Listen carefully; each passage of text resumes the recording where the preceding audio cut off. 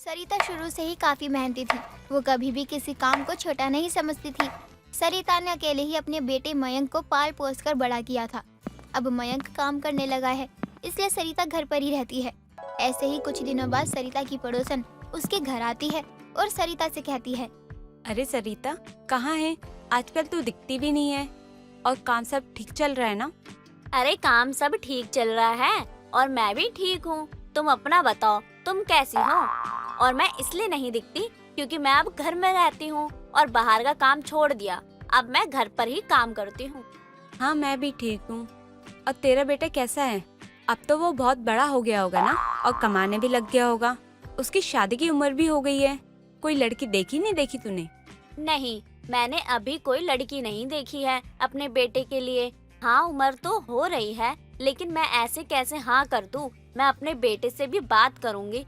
उसकी शादी के लिए उसकी रजामंदी होनी जरूरी है ना, इसलिए उसकी रजामंदी पूछूंगी। अगर वह कहेगा कि हाँ मुझे शादी करनी है तो तुम बता देना। मैं एक बार उससे बात कर लूं, फिर मैं तुम्हें बताती हूँ। ठीक है ना, एक बार अपने बेटे से बात कर लियो। वैसे वो लड़की बहुत अच्छी है और बाहर काम भी करती है और पैसे भी कमाती है वो। मैं तो तुम्हारे भले के लिए ही कह रही हूँ।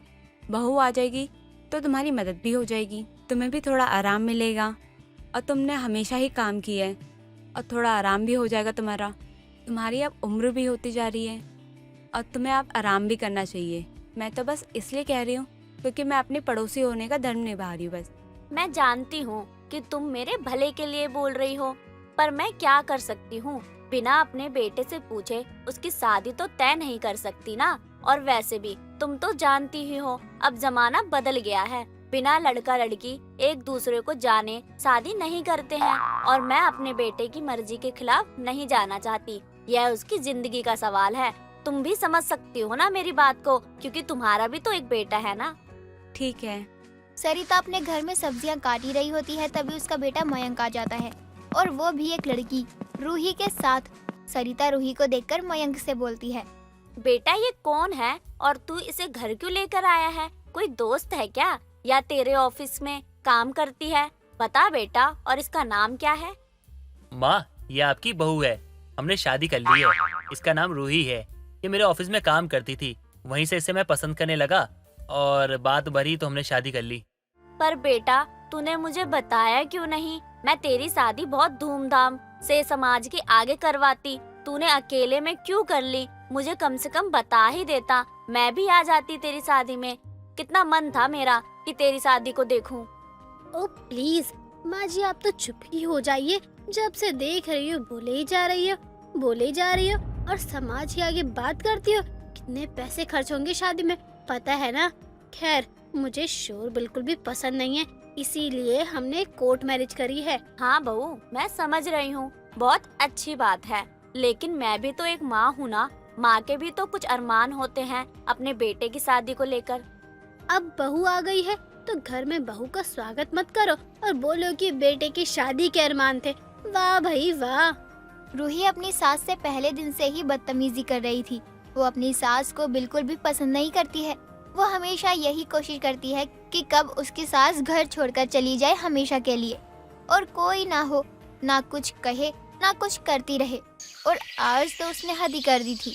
सरिता अपना सारा काम धंधा निपटा कर खाना खाने बैठी होती है। एक निवाला रोटी का तोड़कर अपने मुंह में डाल ही रही होती है, तभी रूही के कमरे से जोर जोर से चिल्लाने की आवाजें आने लगती है। अरे ये क्या है, आप खाना खाने बैठ गई हो? बहू, खाने का टाइम हो गया है और मुझे भूख भी लग रही है। जानती भी हो ये खाना कितना महंगा है। ये जो चावल बने हैं ना, ये आपने देखे भी नहीं होंगे। नॉर्मल चावल नहीं है, महंगी क्वालिटी के हैं। बहू, घर में सबके लिए एक जैसा ही तो खाना बनता है ना। मुझे नहीं पता, लेकिन बता तो सही, हुआ क्या है? मैंने कुछ गलत किया क्या बहू? आपके लिए तो फ्रिज में बासी रोटी रखी है, आप उसे खाओ। और वैसे भी खाने का अपमान नहीं होना चाहिए, ये आप ही बोलती हो ना माँ जी। तो बस खाना रखा है, आप वही खाना खा लो। पर बहू, बासी खाने से मेरी तबीयत खराब हो जाती है, इसलिए मैं बासी खाना नहीं खाती। मेरे पेट में गैस बन जाती है और इसकी वजह से मैं कुछ भी काम नहीं कर पाती। और तुमको तो पता ही है ना कि मैं घर का सारा काम अकेले ही करती हूँ। आप कहना क्या चाहती हो कि हम कुछ नहीं करते? आप तो बस घर का काम करती हो हम बाहर जाकर पैसे कमाते हैं, घर का काम भी अब हम ही देखे क्या? हम काम करते हैं इसीलिए आप खा पाती हो, और कोई गैस वैस नहीं बनती है आपकी। पहले भी तो आप खाती थी ना, तो अब भी चुपचाप यही खा लो, ज्यादा नखरे मत दिखाओ। मानती हूँ बेटा कि तुम लोग कमा कर लाते हो, लेकिन मैंने भी तो अपने बेटे को अकेले ही पाल पोस कर बड़ा किया है ना। तो काम का मतलब मैं बहुत अच्छे से जानती हूँ। अगर मैं काम ना करूँ तो तुम लोग खाना नहीं खा पाओगे, क्योंकि खाना तो मैं ही बनाती हूँ ना। ये सब सुन के रूही को बहुत गुस्सा आ जाता है और वो अपने गुस्से में अपनी सास को घर से बाहर निकाल लेती है। और मयंक भी कुछ बोल नहीं पाता, चुपचाप नीचे सर करके खड़ा देखता रहता है। सरिता रोती है, उसका मन बहुत उदास होता है, लेकिन वो फिर भी हार नहीं मानती और वो आलू टिक्की का ठेला लगाती है। सरिता की आलू टिक्की तीखी और चटपटी होती है, जो लोगों को बहुत पसंद आ रही थी। सरिता के ठेले पर एक आदमी आता है, वो आलू टिक्की खाता है, उसे आलू टिक्की बहुत पसंद आता है और वो बोलता है, बहन जी, आपकी आलू टिक्की में ना बहुत स्वाद है और बहुत टेस्टी भी है। अगर आपको बुरा ना लगे तो कुछ कहूँ क्या मैं? हाँ हाँ बोलिए, क्या हुआ? कुछ चाहिए क्या? आलू टिक्की में कुछ कमी है? अरे नहीं नहीं, आपकी आलू टिक्की तो बहुत टेस्टी है, कोई कमी नहीं है इसमें। मुझे कुछ नहीं चाहिए और आपसे ये कहना चाहता हूँ ना कि मेरा भी एक ना बड़ा सा होटल है और मैं होटल में ना आपकी आलू टिक्की को ऐड करवाना चाहता हूँ। अगर आप तैयार हो तो मैं आपको एडवांस पेमेंट भी दे दूंगा। आदमी की ये बात सुनकर सरिता बहुत खुश हो जाती है और वो और भी ज्यादा मेहनत करके काम करती है और खूब तरक्की करती है। और दूसरी तरफ सरिता के बेटे का एक्सीडेंट हो जाता है, जिस वजह से उन पर वो मुसीबत का पहाड़ टूट जाता है। अपनी सास के आगे बढ़ती देख रूही अपनी सास के पास जाती है और बोलती है, माँ जी, मुझे माफ कर दीजिए, मुझसे बहुत बड़ी गलती हो गई। मैंने अपने घमंड के आगे चलते आपके साथ बहुत बुरा बर्ताव किया, मुझे माफ कर दो, मैं आगे कभी ऐसा नहीं करूँगी। अरे बहू, मैंने तो तुझे पहले ही माफ कर दिया था। तू छोटी है और छोटे को हक होता है गलतियाँ करने का और बड़ों का माफ करने का। मैंने तो तुझे कब का माफ कर दिया है, तू रो मत, चुप हो जा। माँ जी, आपने मुझे माफ कर दिया ना, तो प्लीज मेरे साथ घर चलिए। आपके बिना वो घर घर नहीं लगता है, मेरा वहाँ बिल्कुल मन नहीं लगता आपके बिना। माँ जी, आप वहीं पर चलिए। और कोई दिन नहीं गया जिस दिन हमने आपको याद नहीं किया। प्लीज माँ जी, घर चलिए। ठीक है बेटा, मैं तेरे साथ घर चलूंगी, लेकिन मेरी एक शर्त है। मेरे आलू टिक्की का ठेला बंद नहीं होगा, मैं उसे हमेशा चालू रखना चाहती हूँ। अगर तुझे मंजूर है तो बता, मैं चलूंगी, वरना मैं नहीं जाऊंगी। अरे नहीं माँ जी, अब जो आप कहोगी वही करेंगे हम। और अब आपके साथ साथ मैं भी आलू टिक्की का ठेला चलाऊंगी। सरिता अपने घर आ जाती है और रूही और सरिता मिलकर तीखी आलू टिक्की का ठेला चलाती हैं। दुखिया के बेटे गोपाल की हाल ही में शादी हुई थी।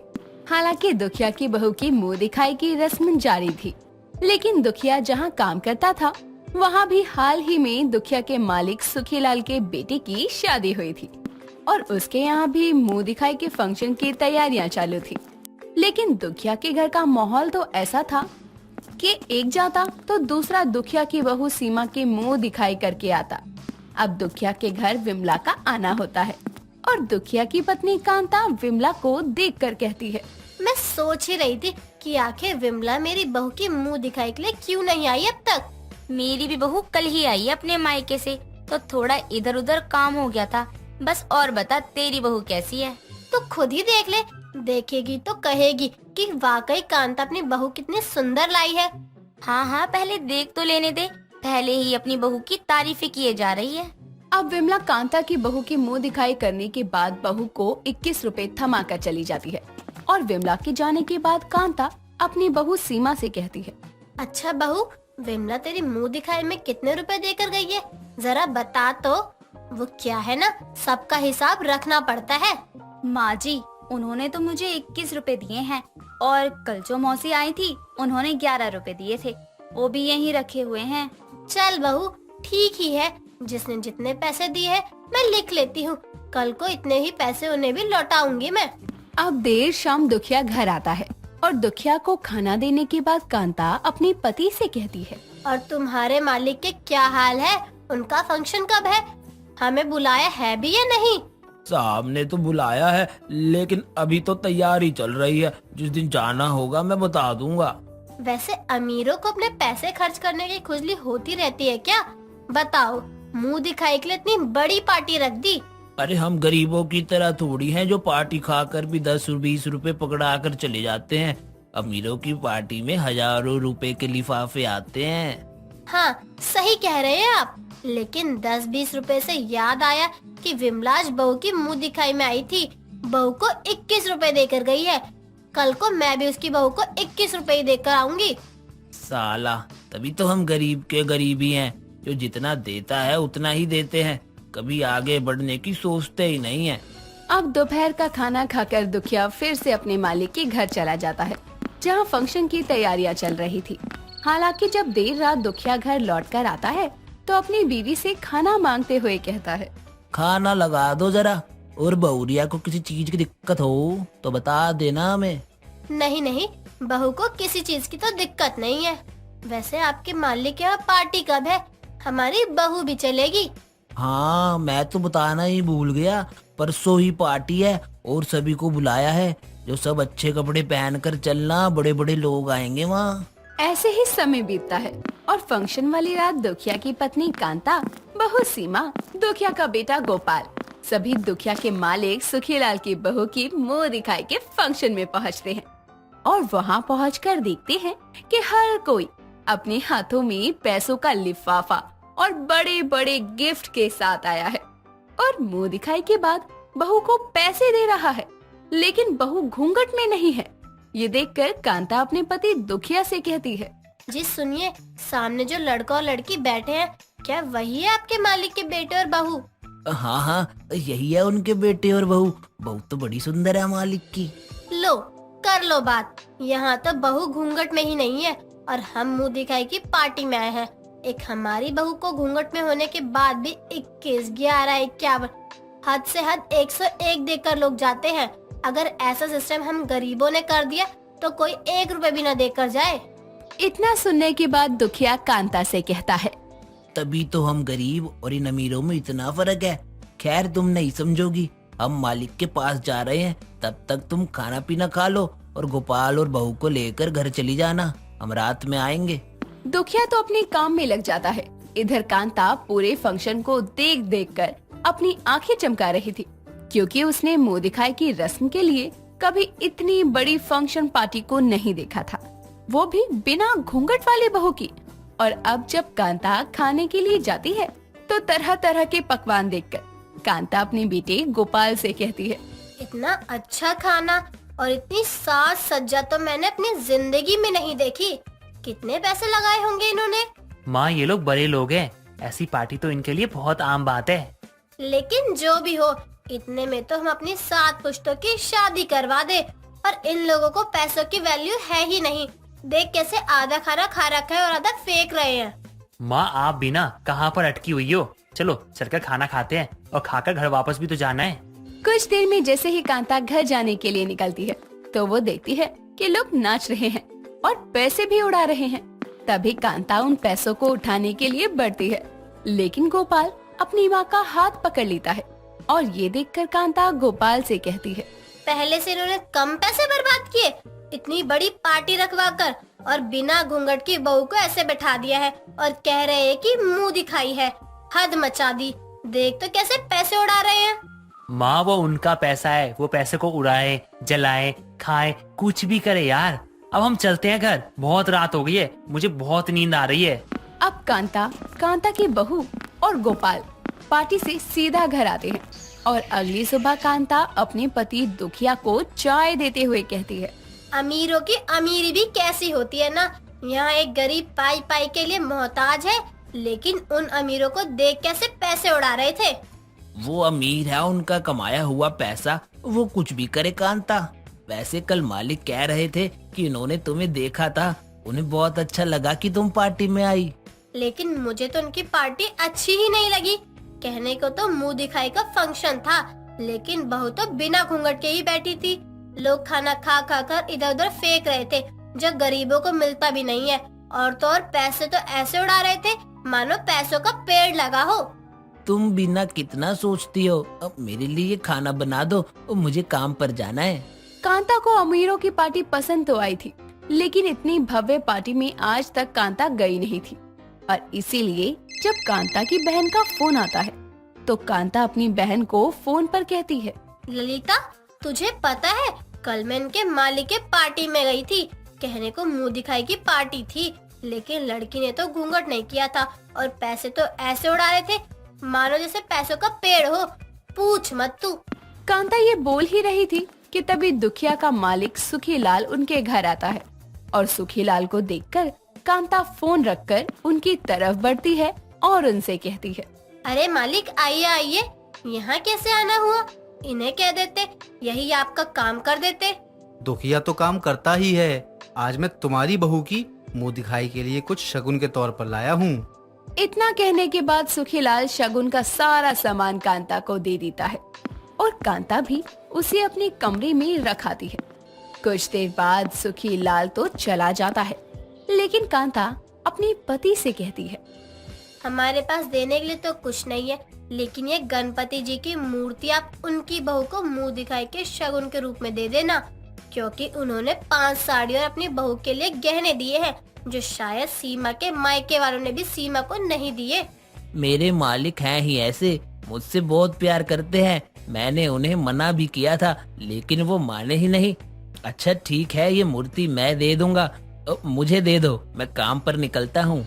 अब दुखिया भी अपने मालिक को उनकी बहू के लिए शगुन के तौर पर गणेश जी की मूर्ति देते हुए कहता है, मालिक, मेरे पास देने के लिए तो कुछ भी नहीं है, लेकिन सबके करता धरता गणपति बप्पा की ये मूर्ति बहू को शगुन के तौर पर जरूर दे देना। इसकी क्या जरूरत थी? तुम्हारा प्यार और आशीर्वाद ही हमारे घर परिवार के लिए काफी है। थोड़ी सी जो पीली है, चोरी तो नहीं की है। जूली, शीला और रानो, जमालो, कोई हमको रोको, कोई संभालो, कहीं हम गिर न जाए दारू के नशे में। पुनीत गाते हुए नशे की हालत में सीढ़ियां चढ़ ही रहा होता है कि तभी उसके सामने उसकी माँ अनीता आकर खड़ी हो जाती है, जिसे देखते ही पुनीत गाना गाना बंद कर देता है। तभी वो कहती है, क्या हुआ? तूने गाना क्यों बंद कर दिया? गाना और जोर जोर से गा, ताकि मोहल्ले वाले भी उठकर हमारे घर में आ जाएं। तुझे ऐसे नशे की हालत में देख ले, ताकि उन्हें भी तो पता चले कि मेरे इस इज्जतदार बेटे की सच्चाई। माँ, आप तो जानती है ना, आप मेरा सब कुछ है। मैं आपको बहुत प्यार करता हूँ, फिर भी आप मुझे हमेशा गुस्सा करती रहती हैं। गुस्सा करना बुरी बात है माँ। नो गुस्सा माँ। अगर तू अपनी माँ से इतना ही प्यार करता होता तो मेरी बात कभी नहीं टालता। मैंने कितनी बार तुझसे कहा कि भूल जा उस लड़की को और अपनी लाइफ में आगे बढ़। माँ, मैंने कितनी बार कहा है, मेरे से कुछ भी कहो, लेकिन उस लड़की को भूलने की बात मत करो। मैं बहुत प्यार करता हूँ उससे, मुझे यकीन है जरूर आएगी माँ, जरूर आएगी। मैं तेरी कोई बात नहीं सुनूंगी अभी तो तू नशे की हालत में है। मैं तुझसे कल बात करती हूँ। सुनीता इतना कहकर अपने बेटे को संभालते हुए उसके कमरे में लेकर जाती है और बेड पर लेटा देती है, जिसके बाद उसके जूते खोलकर उसे चादर उठाकर कमरे की लाइट बंद करके चुपचाप कमरे से बाहर आ जाती है और अपने कमरे में जाकर बैठकर सोचने लगती है। अब चाहे कुछ भी हो जाए, मैं अपने बेटे को इस हाल में नहीं देख सकती। मैं अब इसकी शादी करवा के रहूंगी। कल सुबह इससे शादी की बात करूंगी और उसे शादी करने के लिए मना कर ही रहूंगी। अनीता इतना कहकर अपने कमरे की लाइट बंद कर देती है और चुपचाप चादर ओढ़ कर सो जाती है। अगले दिन पुनीत ऑफिस जाने के लिए तैयार होकर अपने कमरे से हॉल में आता है। तभी अनीता रसोई से उसके लिए नाश्ता लेकर आती है और उसे देती है। तभी पुनीत आलू के पराठे और दही को देखकर कहता है, क्या बात है माँ, आज मुझे आलू के पराठे खाने का वैसे ही बहुत मन कर रहा था और आपने नाश्ते में पराठे ही बना दिए। जरूर कोई बात मनवानी है आज आपको। यही बात है ना माँ? हाँ, आज शाम को हम दोनों लड़की देखने जा रहे हैं। मुझे तेरा घर बसा हुआ देखना है। बस तुझे मेरी कसम है, तू मना नहीं करेगा। अपनी माँ की बात सुनकर पुनीत चेयर से खड़ा हो जाता है और कहता है, ठीक है माँ, अगर आपने मुझे अपनी कसम ही दे दी है तो अब मैं आपकी कसम को जरूर पूरा करूँगा, फिर चाहे उसमें मेरी खुशी हो या ना हो। पुनीत इतना कहकर अपने ऑफिस के लिए निकल जाता है। कुछ देर बाद वो ऑफिस से घर आता है और अपनी माँ के साथ लड़की देखने के लिए चला जाता है। थोड़ी देर बाद दोनों लड़की वालों के घर पहुंचते हैं। तभी लड़की की माँ लड़की रजनी को लेकर उन लोगों के सामने आती है। लड़की को देखते ही अनीता शादी के लिए हाँ कर देती है और पुनीत से पूछती है, मुझे लड़की बहुत पसंद है, तू बता तेरा क्या ख्याल है, हाँ कर दूं शादी के लिए? माँ, अगर आपको लड़की पसंद है तो मुझे कोई एतराज नहीं है। मेरी तरफ से भी हाँ है, बस आप खुश रहें। अपनी बेटी की बात सुनकर अनीता बहुत खुश हो जाती है और चटमंगनी पट ब्याह करके रजनी को बहू बनाकर घर ले आती है। शादी की पहली रात रजनी बेड पर बैठी पुनीत का इंतजार कर रही थी। तभी पुनीत कमरे में आता है और उसे दुल्हन के लिबास में सजी बेड पर बैठी देखकर उससे कहता है, मुझे गलत मत समझना, लेकिन मैं तुम्हें एक पति का प्यार कभी नहीं दे पाऊंगा, क्योंकि मैं किसी और से प्यार करता हूँ और आज भी उसी का इंतजार कर रहा हूँ। मैंने ये शादी सिर्फ अपनी माँ की खुशी के लिए की है। क्या मैं उस लड़की से मिल सकती हूँ जिसने मेरा घर बसने से पहले ही बिगाड़ दिया? नहीं, क्योंकि मुझे खुद 2 साल हो गए उससे मिले हुए, लेकिन मुझे पूरा भरोसा है कि वो जरूर वापस आएगी, इसलिए बस इंतजार ही कर सकता हूँ। पुनीत की बात सुनकर रजनी हैरान हो जाती है। तभी पुनीत बेड से तकिया उठाकर सोफे पर रखकर चुपचाप मुंह घुमाकर सो जाता है। समय बीतता है। रजनी के लाख कोशिश करने के बाद भी पुनीत उसके करीब नहीं आता। एक दिन पुनीत और रजनी हॉल में बैठे फोन चला रहे थे। तभी रजनी फोन सोफे पर रखकर पुनीत के करीब जाकर बैठ जाती है और उससे कहती है, शादी से पहले मेरी कितनी ख्वाहिश थी कि मेरा पति शादी के बाद मुझे घुमाने के लिए किसी बर्फीली जगह पर ले जाएगा, मुझे प्यार करेगा, लेकिन मेरी तो सारी ख्वाहिश ही अधूरी रह गई। मुझ जैसी अभागन बीवी तो कोई होगी ही नहीं जिसकी एक भी ख्वाहिश पूरी नहीं की उसके पति ने। तुम ये सब मुझे क्यों बता रही हो? मुझे तुम्हारी इन बातों से कोई फर्क नहीं पड़ता है कि तुम्हारी क्या ख्वाहिश है, क्योंकि तुम्हारी ये ख्वाहिशें मैं कभी पूरी नहीं कर पाऊंगा, इसलिए मेरे सपने देखना छोड़ दो। पुनीत इतना कहकर हॉल से उठकर घर से बाहर चला जाता है और उसकी बात सुनकर रजनी रोने लगती है। ऐसे ही कुछ दिन और बीतते हैं। तभी एक दिन पुनीत कमरे में आता है और देखता है कि रजनी फोन पर बातें कर रही है। वो चुपचाप कमरे से जाने लगता है। तभी रजनी फोन कट करके उससे कहती है, आप कहाँ जा रहे हैं? सुनिए ना, मुझे आपसे एक बात करनी है। मेरी शादी से पहले एक ख्वाहिश थी कि शादी के बाद मैं माता रानी के दर्शन जोड़े के साथ करूं। क्या आप चलेंगे मेरे साथ? मैं तुम्हारी शक्ल देखना पसंद तक नहीं करता हूँ और मैं तुम्हारे साथ कहीं जाऊंगा तुम सोच भी कैसे सकती हो? तुम्हें जहाँ जाना है अकेले जाओ, बस मेरा पीछा छोड़ दो यार। आप अपनी अभागन बीवी की एक अधूरी ख्वाहिश भी पूरी नहीं कर सकते। देखो, मैं तुम्हारी अधूरी ख्वाहिश कभी पूरी नहीं कर सकता। तुम्हें अपना कुछ नहीं मानता हूँ मैं। पुनीत इतना कहकर बिस्तर से पिलो उठाकर कमरे से बाहर चला जाता है और हॉल में जाकर सोफे पर सो जाता है। अगले दिन ऑफिस के काम से जयपुर निकल जाता है। वहीं दूसरी तरफ रजनी भी अपनी सास को कहकर माता के दर्शन के लिए निकल जाती है। पुनीत जयपुर पहुंचकर स्टेशन से बाहर निकलकर कुछ सामान लेने के लिए मॉल जाता है, जहां उसकी नजर उस लड़की पर जाती है जिसका वो इंतजार कर रहा होता है। जिसे देखते ही वो अपना सारा सामान छोड़कर भागते हुए उसके पास जाता है और उसे जोर से गले लगा लेता है। तभी वो लड़की उसे जोर से धक्का मारते हुए कहती है, तुम हो कौन और तुम्हारी हिम्मत कैसे हुई मुझे गले लगाने की? मैं कौन हूँ तुम मुझसे पूछ रही हो? अरे मैं 2 साल से दिल्ली में तुम्हारा इंतजार कर रहा हूँ और तुम यहाँ जयपुर में हो। और ये क्या, तुमने शादी कर ली? हाँ, मैंने शादी भी कर ली है और मेरा एक प्यारा सा बेटा भी है। देखो, मैं तुमसे कोई प्यार नहीं करती हूँ। मैं अपनी शादीशुदा लाइफ में बहुत खुश हूँ। मैं बस तुमसे पीछा छुड़ाना चाहती थी और कोई तमाशा नहीं करना चाहती थी, इसलिए मैंने तुमसे झूठ बोला था कि मैं आऊंगी वापस। लड़की इतना कहकर चली जाती है और उसकी बातें सुनकर पुनीत घुटनों के बल बैठकर जोर जोर से जमीन पर घुसे मारता है और अपने आप से कहता है, मैंने इतनी बड़ी गलती कर दी। इस लड़की के चक्कर में मैंने अपनी शादीशुदा जिंदगी बर्बाद कर दी, अपनी माँ को तकलीफ दी और ये लड़की अपनी लाइफ में इतनी आगे बढ़ चुकी है। अरे मैंने रजनी के साथ ठीक नहीं किया, मुझे उससे माफी मांगनी चाहिए। पुनीत इतना कहकर अगली ट्रेन से दिल्ली वापस आ जाता है, जहां पहुंचकर वो पागलों की तरह रजनी को पूरे घर में ढूंढने लगता है। तभी उसे अपनी माँ के रोने की आवाज सुनाई देती है। वो भागते हुए उनके कमरे में जाता है और कहता है, माँ आप रो क्यों रही हैं? क्या हो गया? बहू माता रानी के दर्शन के लिए वैष्णो देवी गई थी। रास्ते में बस पलट गई। बस का कोई भी यात्री नहीं बचा। तूने अपनी बीवी को हमेशा के लिए खो दिया। बेचारी की माता के दर्शन की ख्वाहिश अधूरी ही रह गई। अपनी माँ की बात सुनकर पुनीत जोर जोर से दीवारों पर अपना सर मारने लगता है और अपनी बीवी की बताई हुई सारी अधूरी ख्वाहिशों को याद करने लगता है। इस तरह से पुनीत अपनी अभागन बीवी की अधूरी ख्वाहिशों को कभी पूरी नहीं कर पाता और अपनी बीवी को हमेशा हमेशा के लिए खो देता है। नीलम अपनी बहू सुरुचि के साथ बड़े ही प्यार से रहती थी। सुरुचि और नीलम दोनों सास बहू की जोड़ी तो पूरे मोहल्ले में फेमस थी।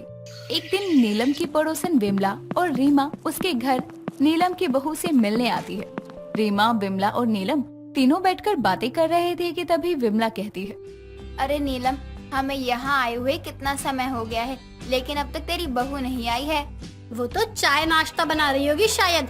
वैसे भी तुम लोग मेरी बहू से आज पहली बार मिलने आए हो, तो बहू भी तो अपनी तरफ से पूरी खातिरदारी करेगी ना। कहीं भी कोई कमी नहीं रहनी चाहिए। अरे वाह, फिर तो बहुत अच्छी बात है कि तेरी बहू तेरे बिना बोले ही ये सब सोचती है। सच कह रही है विमला तू। मुझे अपनी बहू को कुछ भी बोलने की जरूरत ही नहीं पड़ती है। मेरी बहू को छोटी बड़ी बातों सबका ध्यान रहता है, और जब से मेरी बहू आई है ना, उसने सब कुछ अच्छे से संभाल लिया है। मुझसे तो हमेशा चिढ़ती रहती थी और अब देखो मुझे कैसे चिढ़ा रही है। लेकिन कोई बात नहीं, नीलम को अपनी बातों में लाना मेरे लिए कौन सा बड़ी बात है। अरे रीमा, तू क्यों चुप है? तू भी कुछ बोल ले। ऐसा नहीं है कि तेरे बोलने से तुझे चाय नहीं मिलेगी। अरे हाँ रीमा, तू वैसे तो कभी चुप नहीं रहती है, आज इतनी शांत कैसे है? मुझे तो ये बात कुछ हजम ही नहीं हो रही है। विमला और बाकी दोनों बातें कर रहे थे, तभी वहाँ नीलम की बहू सुरुचि चाय नाश्ता लेकर आती है और सामने रख देती है। चाय नाश्ता वहीं पर रखकर सुरुचि चली जाती है। ये देखकर रीमा कहती है, क्या बात है नीलम, तू तो अपनी बहू की अब तक बड़ी तारीफ कर रही थी और देख रही है कैसे यहाँ चाय पटक के चली गई। बताओ, तेरी तो कोई इज्जत ही नहीं है बहू की नजरों में। तू बातें बना चढ़ा के क्यों कह रही है? नीलम की बहू कहाँ चाय पटक के गई है?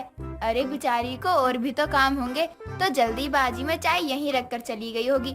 तू खुद ले लेगी चाय तो कौन सा पहाड़ टूट जाएगा। मैं पहाड़ टूटने की तो बात भी नहीं कर रही हूँ। मैं तो इतना बोल रही हूँ, सास को अपनी धौंस बनाकर रखनी पड़ती है, वरना तो यही होता है कि बहू की नजरों में कोई इज्जत नहीं रहती है। अरे नहीं नहीं, ऐसी तो कोई बात ही नहीं है रीमा, तू ही गलत समझ रही है मेरी बहू को। कोई बात नहीं, अगर तुम्हें यही लगता है कि मैं गलत समझ रही हूँ तो कोई बात नहीं। मैं तो बस तेरे भले के लिए ही समझा रही थी, क्योंकि सास का तो काम ही होता है कलेश करना, तभी तो बहू थोड़ा दब कर रहेगी। तू नीलम को उल्टी पट्टी मत पढ़ा। ये दोनों सास बहू जैसे भी है, साथ में बहुत खुश हैं। रीमा अपनी आंख लगा देती है। नीलम वहाँ तो चुप रहती है, लेकिन उसके मन में ये बात रह जाती है कि उसे अपनी बहू को इतने भी प्यार के साथ नहीं रखना चाहिए, थोड़ा डरा कर ही रखना चाहिए। इसीलिए अब नीलम अपनी बहू के हर काम में कोई न कोई गलती निकालने लगती है और सुरुचि उस गलती को बार बार ठीक करने लगती है। ऐसे ही धीरे धीरे कई दिन निकलते हैं, लेकिन अब नीलम के स्वभाव में कोई बदलाव नहीं आता है।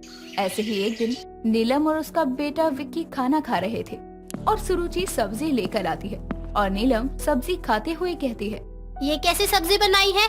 ना नमक का हिसाब है और ना ही मसाले का। अरे ये खाना तो कुत्ते भी ना खाएं। माँ जी, आप ऐसा क्यों कह रही हैं? मैंने तो आज भी रोज जैसी ही सब्जी बनाई है। फिर आप ये क्यों बोल रही हैं? सब्जी में कोई कमी है क्या? बहू, मैं पागल थोड़ी हूँ जब बिना बात के ही ये सब बोलूं, और ऊपर से तुम मुझसे बहस कर रही है कि रोज ऐसा ही बनाती हूँ। अरे आज से पहले मैंने ये सोचकर कुछ नहीं बोला कि तू खुद ही समझ जाएगी, लेकिन तू तो। माँ जी, आज से पहले तो आप भी खुद मेरे हाथ की सब्जी की इतनी तारीफ करती थी। अचानक ही आपको सारी परेशानी अब क्यों आ रही है? आपके लिए जितना करो उतना ही कम होता है। देख रहे विक्की बेटा, तू अपनी बीवी को कैसे जुबान लड़ा रही है। थोड़ी भी तमीज नहीं सीखा इसके घर वालों ने। जुबान तो कैंची की तरह चल रही है इसकी। तू कुछ बोलेगा इसे या नहीं? माँ, मैं क्या बोलूं? आप भी तो बिना बात के ही कलेश कर रही हैं। अरे इतनी अच्छी सब्जी बनाई है सुरुचि ने, लेकिन आप उसमें भी कमी निकाल रही हो तो बुरा तो लगेगा ही ना। अच्छा, अब बीवी के आगे सारी गलती माँ की हो गई। तुझे इसके हाथ का खाना पसंद आ रहा है ना, तो ठीक है, फिर अब तो मैं खाना ना ही बनाऊं और ना ही खाऊं इसके हाथों का। नीलम इतना बोलकर वहाँ से चली जाती है और खाना खाने के लिए मना कर देती है। काफी ज्यादा मनाने के बाद भी नीलम अब खाना खाती है ऐसा आज का ही नहीं रोज का हो गया था। नीलम बिना बात के ही कलेश कर देती थी और मुंह बनाकर बैठ जाती थी। बाद में सुरुचि और विक्की को ही मनाना पड़ता था। सुरुचि एक दिन छत से सूखे हुए कपड़े लेकर आती है और कपड़ों को देखकर नीलम कहती है, बहू ये तूने कपड़े धोए हैं, दाग ठीक से निकला नहीं है और रगड़ रगड़ कर तूने कपड़े निचोड़ ही दिए अच्छे से। तेरे हाथ ना सही जगह काम ही नहीं करते हैं और काम को बिगाड़ना तो अच्छे से जानते हैं। माँ जी, कपड़े मैंने नहीं बल्कि वॉशिंग मशीन ने धोए हैं। आपको जो भी परेशानी है ना, आप वॉशिंग मशीन से कहो। बिना बात के मुझसे कलेश करने की जरूरत नहीं है। हाय राम, 4 कपड़ों के लिए तूने वॉशिंग मशीन चलाई? ये इतने से कपड़े तू तो हाथ से भी धो सकती थी। बिजली क्यों खराब करी तूने? और मुझे बोल रही है कि कलेश मत करो। माँ जी, आप कलेश कर रही हो। अरे कपड़े ही तो हैं, 1-1.5 साल से पहन रही हो, वैसे ही पतले हैं, तो इसमें मेरी क्या गलती है? आपको तो बस मौका चाहिए ना कलेश करने का। बहू, कलेश मैं नहीं कर रही हूँ, बल्कि मैंने तो तेरी कामचोरी पकड़ ली है और तभी तो तेरा मुंह बन गया है ना, क्योंकि अपनी गलती तो किसी को दिखती ही नहीं है, सब दूसरों की ही गलतियाँ निकालते हैं। माँ जी, ऐसा है ना तो आप खुद ही अपने कपड़े धो लिया करो, मुझे बोलने की तो जरूरत ही नहीं पड़ेगी। हाँ हाँ, तू तो यही चाहती है ना कि तेरा काम आसान हो जाए और तेरे बदले के कपड़े मैं धोऊं। अब तो मैं इसी एक साड़ी में ही रहूंगी। नीलम इतना बोलकर चली जाती है।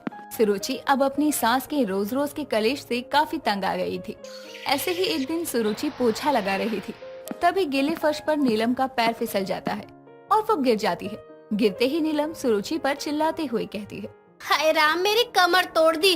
तू तो यही चाहती है कि मेरी एक एक हड्डी ऐसे ही टूट जाए और एक दिन मैं परलोक सिधार जाऊं। माँ जी, आप इतना ड्रामा क्यों कर रही हो? आप जितना चिल्ला रही हो ना, उतना तो आपको चोट भी नहीं लगी है।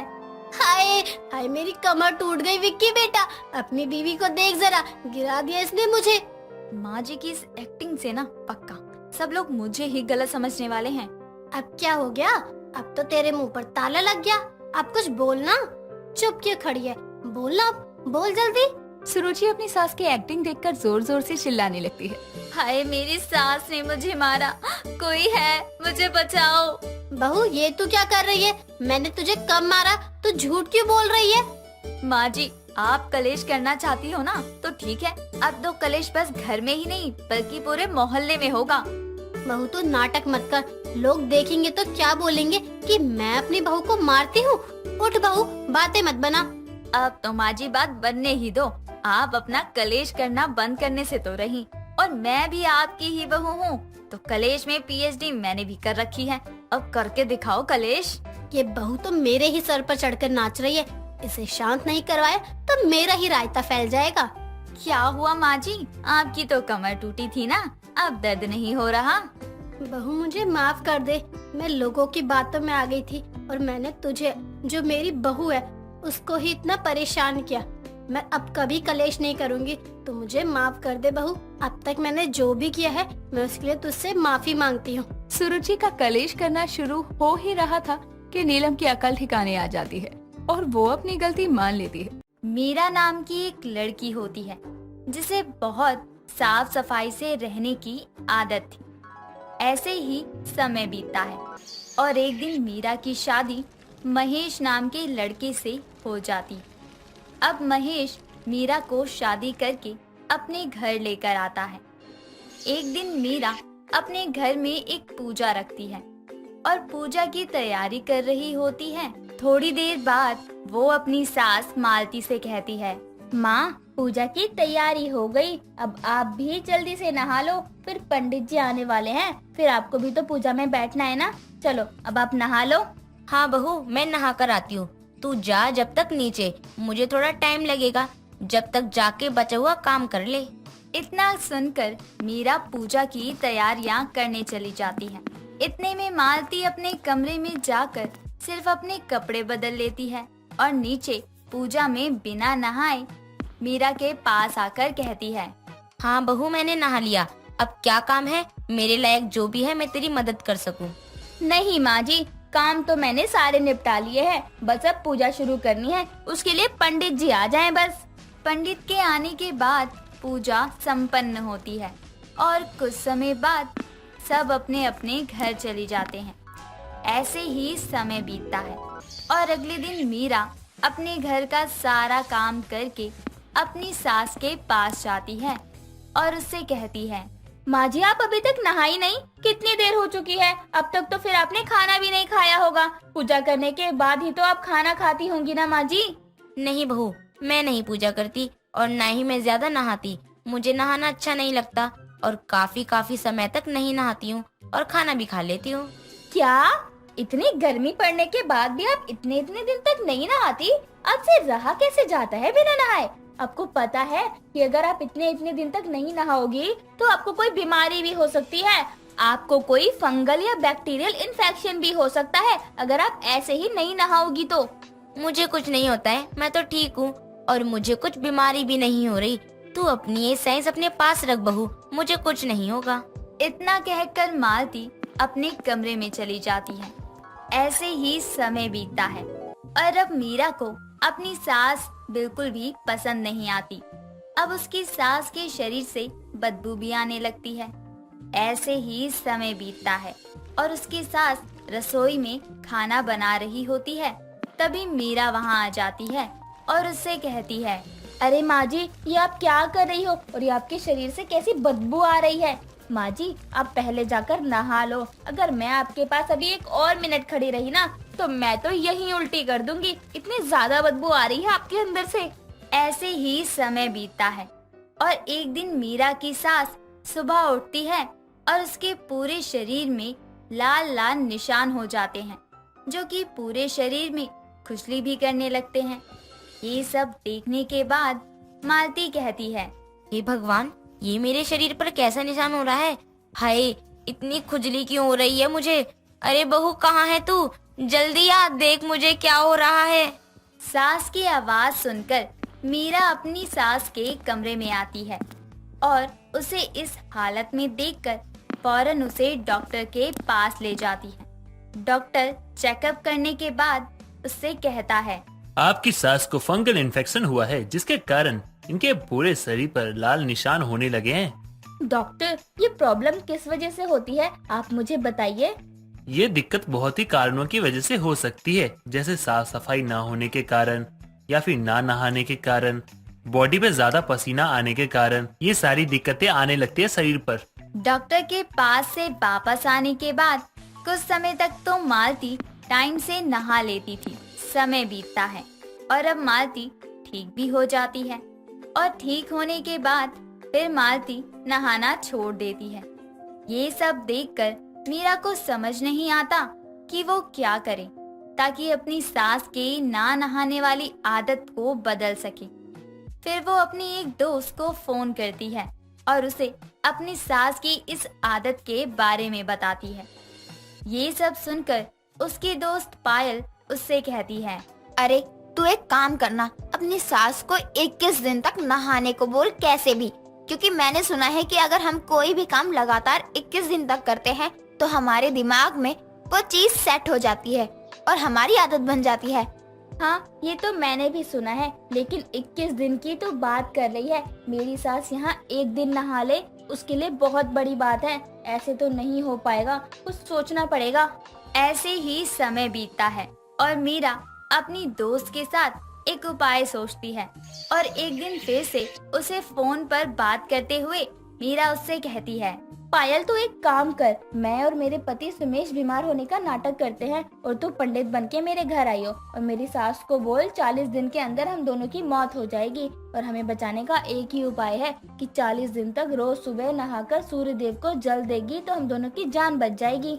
ठीक है, वैसे तो 21 दिन अगर कुछ लगातार करो तो हमारी आदत बन जाती है उस चीज की, तो 21 दिन ये उपाय तो जरूर असर करेगा। अब ये बात मीरा अपने पति को बताती है और कहती है, सुनो आपको तो पता ही है कि सासू माँ को नहाने की आदत नहीं है जिसकी वजह से फंगल इन्फेक्शन हुआ है उनको। डॉक्टर ने कहा है कि अगर ऐसा ही रहा तो कोई बड़ा इन्फेक्शन हो सकता है जिसका कोई इलाज नहीं है। हाँ तुम बोल तो सही रही हो, लेकिन मैं क्या करूँ, माँ मेरी बात मानती ही नहीं है और मैं समझा समझा के थक गया हूँ। हाँ अब आपको कुछ करने की जरूरत नहीं है, मैंने माँ जी की इस आदत को बदलने के लिए उपाय ढूंढ लिया है। इतना कहकर मीरा अपनी दोस्त पायल के साथ बनाया प्लान उसे बता देती है। ऐसे ही समय बीतता है और महेश मीरा आज अपने कमरे में सोकर उठते ही नहीं है और बहुत इंतजार करने के बाद मालती उनके कमरे में जाती है और उन्हें सोता हुआ देखकर कहती है, ये क्या, आज तुम दोनों को उठना नहीं है क्या? अब तक सो रहे हो। बहू उठेगी या ऐसे ही सोती रहेगी? माँ, मुझसे उठा नहीं जा रहा है। पता नहीं क्या हो रहा है, पूरे शरीर में दर्द हो रहा है माँ। माँ जी, मुझसे भी नहीं उठा जा रहा है, मेरे भी पूरे शरीर में दर्द हो रहा है। अरे ये क्या हो गया है तुम दोनों को? मैं क्या करूं? मुझे तो कुछ समझ ही नहीं आ रहा है। ना तो मुझे कोई अस्पताल पता है जो तुम्हें वहाँ ले चलूं। माँ जी, अब डॉक्टर को मत बुलाओ, मुझे तो ये कोई ऊपरी चक्कर लग रहा है। ना जाने किसकी नजर लग गई हम लोगों के घर को। मालती अब घर से बाहर निकलती है पंडित को लेकर आने के लिए और इतनी देर में पायल पंडित के भेष में वहाँ पहुँच जाती है। साथ ही मालती के आसपास मंडराने लगती है और कुछ देर में उसके पास आकर कहती है, क्या हुआ माँ, क्यों परेशान है? मुझे पता है तेरे घर में बेटे और बहू बहुत बीमार है, जिसकी वजह से तू भी बहुत परेशान है। एक काम कर माँ, मुझे अपने बेटे बहू के पास लेकर चलिए, उनकी जान खतरे में है। पायल की ये बात सुनकर मालती फौरन उसे अपने घर लेकर आती है और अपने बेटे और बहू के कमरे में ले जाकर उनकी हालत दिखाती है। उनको देखकर पायल कहती है, आपके बेटे और बहू को मैंने देखा, इन दोनों के ऊपर कोई बुरा साया है, जिस वजह से 40 दिन के अंदर इन दोनों की मौत हो जाएगी। क्या? अरे नहीं, ऐसे मत बोलिए। कोई तो उपाय होगा ना जिससे इनकी जान बचाई जा सके। हाँ, एक उपाय है। अगर आप 40 दिन तक रोज सुबह नहाकर सूर्य देव को जल चढ़ा दोगी तो इनकी जान बच सकती है। ऐसा करने से साय का असर कम होने लगेगा और इनकी जान बच जाएगी। पायल इतना बोलकर वहाँ से चली जाती है। अब मालती रोज सुबह नहाकर सूर्य को जल देने लगती है। ऐसे ही समय बीतता है। अब मीरा और महेश बीमार होने का नाटक बंद कर देते हैं। मालती को लगता है कि उसके ऐसा करने के कारण उसके बेटे बहू के शरीर से साया दूर हो गया है और उनकी जान भी बच गई। ऐसा होने के बाद अब मालती को रोज नहाने की आदत भी लग जाती है। दोस्तों, अगर आपको ये कहानी पसंद आई तो इसे लाइक करें, शेयर करें और कमेंट करके बताएं कि कहानी में आपको सबसे अच्छा क्या लगा।